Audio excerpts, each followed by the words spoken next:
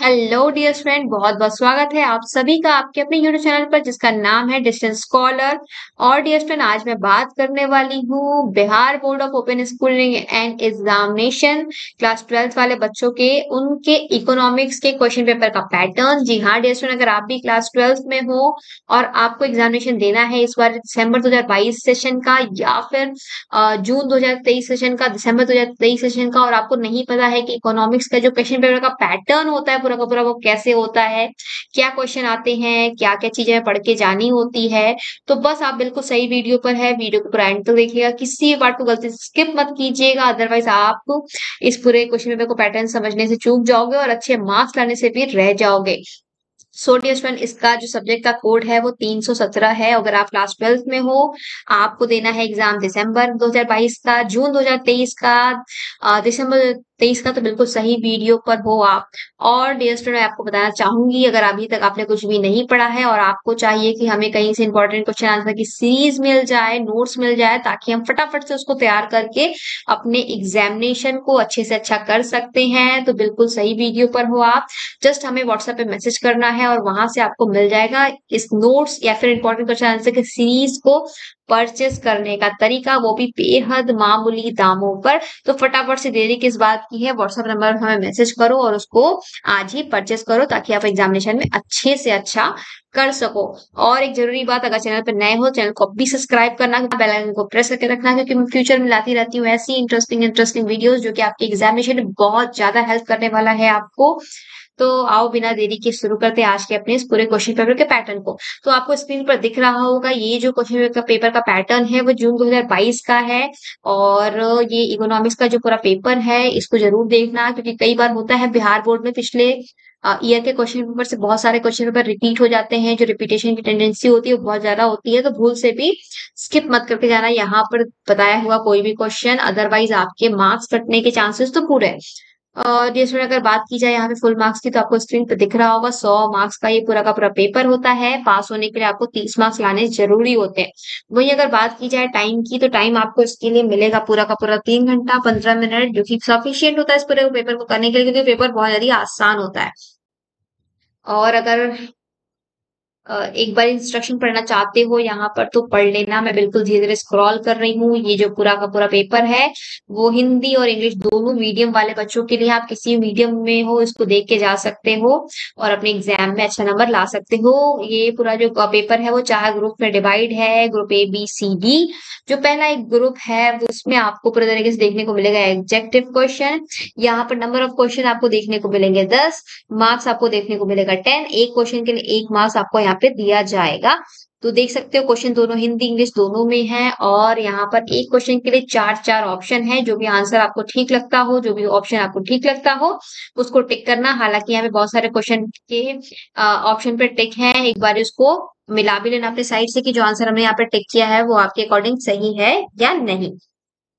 देखो ये question number 3, question number 4, question number 5, 6, 7, 8, 9 and 10।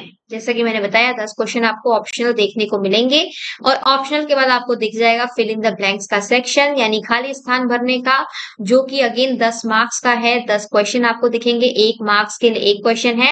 अच्छी बात यह है कि जो आपका फिल इन द ब्लैंक्स है उसके लिए भी आपको 2-2 ऑप्शन देखने को मिल जाएंगे, तो ये भी एक तरीके से ऑप्शनल क्वेश्चन ही हुआ। तो बहुत ज्यादा इजी दिख रहा है मुझे पेपर। अगर आप थोड़ी सी मेहनत करते हो, सही डायरेक्शन में थोड़ा सा एफर्ट करते हो, तो यहाँ पे आपके 60-70 मार्क्स आसानी से आ सकते हैं। कोई भी बच्चा यहाँ पे 60-70 मार्क्स ला सकता है, क्योंकि क्वेश्चन पेपर का पैटर्न ही इतना ज्यादा इजी है, देख सकते हो आप। फिल इन द ब्लैंक्स में भी 2-2 ऑप्शन दिए गए। फिल इन द ब्लैंक्स आपके 10 क्वेश्चन है यहाँ पे 10 मार्क्स के लिए। तो ये पूरा फिल इन द ब्लैंक्स चल रहा है। And then fill in the blanks खत्म होते ही आपको तीसरा जो सेक्शन दिखेगा वो 6 नंबर के लिए दिखेगा। 6 क्वेश्चन है यहाँ पे, सही जोड़े बनाओ, यानी match the following. Match the following आपको यहाँ पे करना है, ठीक है। और आपको बताना है कि कौन सा किसके साथ तालमेल बैठा के आप नंबर प्राप्त कर सकते हो, ठीक है। कॉलम A कॉलम B से आपको यहाँ पे मैच करना है। आफ्टर दैट आप यहाँ पे देख सकते हो ग्रुप बी स्टार्ट हो गया है। ग्रुप बी भी अगेन बहुत इजी है, सत्यासत या ट्रू और फॉल्स बोलो। यहाँ पर 6 क्वेश्चन आपसे पूछे जाएंगे। एक क्वेश्चन जो होगा वो 2 मार्क्स के लिए होगा, यानी ट्रू और फॉल्स आपके काफी ज्यादा अहम है। 12 नंबर यहाँ पे दिख रहे होंगे आपको अपने स्क्रीन पर।